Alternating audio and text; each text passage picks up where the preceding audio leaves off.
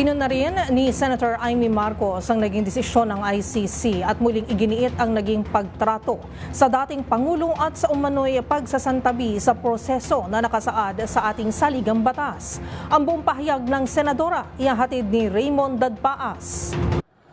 Inakusahan ni Senador Amy Marcos ang International Criminal Court o ICC ng kawalan ng patas na pagtingin at pinipili lang kung kanino pairali ng international justice. Ito ay kasunod ng desisyon ng ICC na tanggihan ang apela ni dating Pangulong Rodrigo Duterte at ideklarang may jurisdiction sila sa kanyang kaso.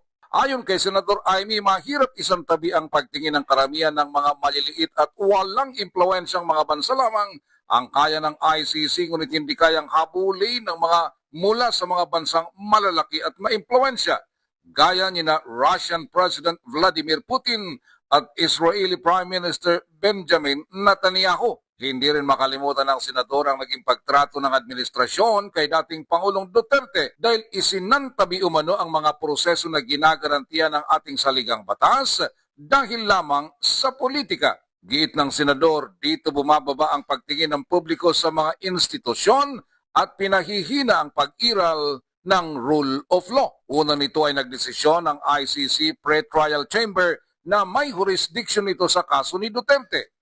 Iginigiit ng kampo ni Duterte na hindi nakasapi ng ICC ang Pilipinas kaya't hindi nasaklaw ng kanilang kapangyarihan ng dating Pangulo. Lumabas ang desisyon ng ICC sa araw na dinidinig ng House Committee on Justice ang impeachment complaint laban kay Vice President Sara Duterte na hindi niya dinaluhan.